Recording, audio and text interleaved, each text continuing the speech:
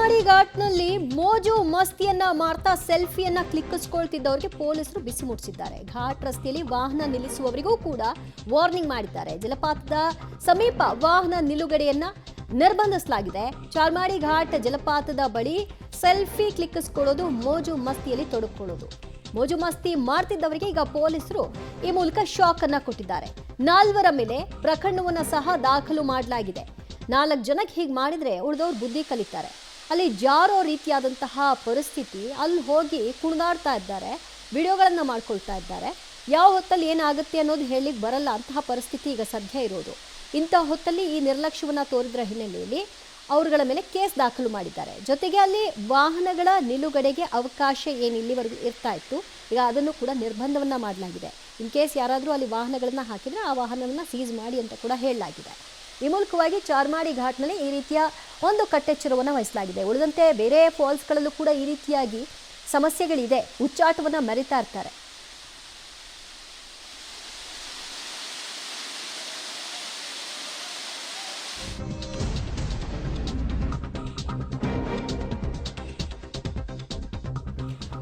ಉಡುಪಿಯಲ್ಲಿ ಧಾರಾಕಾರವಾಗಿ ಮಳೆ ಸುರಿತಾ ಇದೆ. ನಿರಂತರ ಮಳೆಗೆ ನದಿಗಳು ಉಕ್ಕಿ ಹರಿತಾ ಇವೆ.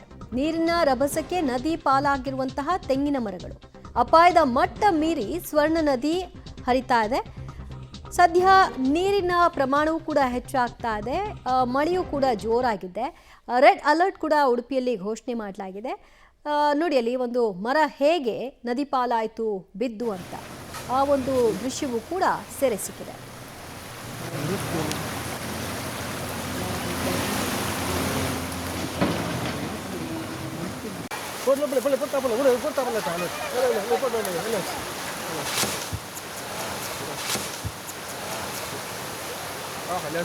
ಆಟ ಮಾಡ್ದಲೆ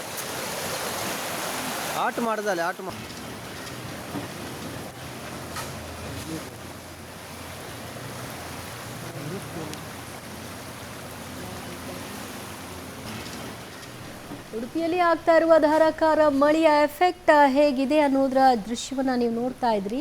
ಆ ಒಂದು ನದಿಯ ದಡದಲ್ಲೇ ಇರ್ತಕ್ಕಂತಹ ತೆಂಗಿನ ಮರ, ಮಳೆಯ ಒಂದು ಪ್ರಮಾಣವೂ ಕೂಡ ಜಾಸ್ತಿ ಆಗಿದೆ, ಗಾಳಿಯೂ ಕೂಡ ಅತಿ ಹೆಚ್ಚಿದೆ ಆ ಭಾಗದಲ್ಲಿ.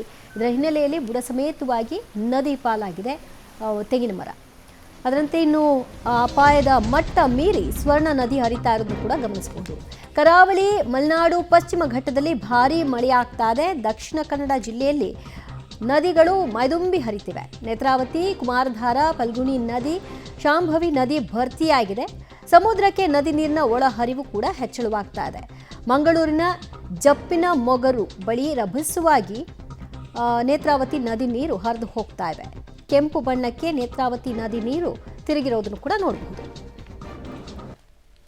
ಕರಾವಳಿ, ಮಲೆನಾಡು ಹಾಗೂ ಪಶ್ಚಿಮ ಘಟ್ಟದಲ್ಲಿ ಮಳೆ ಆಗ್ತಾ ಇರುವಂಥ ಹಿನ್ನೆಲೆಯಲ್ಲಿ ದಕ್ಷಿಣ ಕನ್ನಡ ಜಿಲ್ಲೆ ಎಲ್ಲ ಜೀವ ನದಿಗಳು ತುಂಬಿ ಹರಿತಾ ಇದೆ. ಅದರಲ್ಲೂ ಪ್ರಮುಖವಾಗಿ ನೇತ್ರಾವತಿ, ಕುಮಾರಧಾರ, ಫಲ್ಗುಣಿ, ನಂದಿನಿ, ಶಾಂಭವಿ ಈ ರೀತಿಯಾಗಿ ಎಲ್ಲ ನದಿಗಳು ಇವತ್ತು ತುಂಬಿ ಹರಿತಾ ಸಮುದ್ರವನ್ನು ಸೇರ್ತಾ ಇದೆ. ನಾವು ಮಂಗಳೂರಿನ ಜಪ್ಪಿನ ಮೊಗರು ಪರಿಸರದಲ್ಲಿರುವಂಥದ್ದು. ಇಲ್ಲಿನ ನೇತ್ರಾವತಿ ನದಿಯನ್ನು ನೀವು ಗಮನಿಸೋದಿದ್ದರೆ, ನೇತ್ರಾವತಿ ನದಿಯಲ್ಲಿ ಈಗ ಒಳ ಹರಿವು ಹೆಚ್ಚಾಗಿರುವಂಥದ್ದು. ಕಳೆದ ಕೆಲ ದಿನಗಳಿಂದ ತಿಳಿ ಬಣ್ಣದಲ್ಲಿ ಹರಿತಾ ಇದ್ದಂಥ ನೇತ್ರಾವತಿ ನದಿ ಈಗ ಕೆಂಪು ಬಣ್ಣಕ್ಕೆ ತಿರುಗಿದೆ. ಅಂದರೆ ಮೇಲ್ಭಾಗದಲ್ಲಿ ಮಳೆ ಆಗ್ತಾ ಇರುವಂಥ ಹಿನ್ನೆಲೆಯಲ್ಲಿ, ಜೊತೆಗೆ ಇಡೀ ಜಿಲ್ಲೆಯಲ್ಲಿ ಗ್ರಾಮೀಣ ಪ್ರದೇಶದಲ್ಲಿ ನಿರಂತರ ಮಳೆ ಆಗ್ತಾ ಇರುವಂಥ ಹಿನ್ನೆಲೆಯಲ್ಲಿ ಕೆಸರಿನ ಜೊತೆಗೆ ಈ ಒಂದು ಮಳೆಯ ನೀರು ಈ ಭಾಗಕ್ಕೆ ಹರಿದು ಬರ್ತಾ ಇರುವಂಥದ್ದು.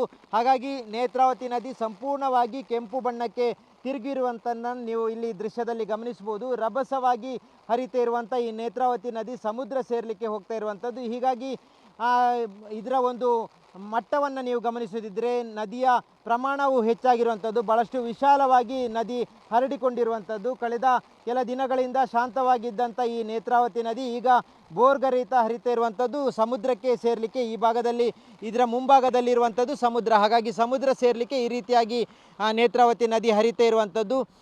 ಸಂಪೂರ್ಣವಾಗಿ ಕೆಂಪು ಬಣ್ಣಕ್ಕೆ ತಿರುಗಿರುವಂಥದ್ದನ್ನು ನೀವು ದೃಶ್ಯದಲ್ಲಿ ಗಮನಿಸ್ಬೋದು.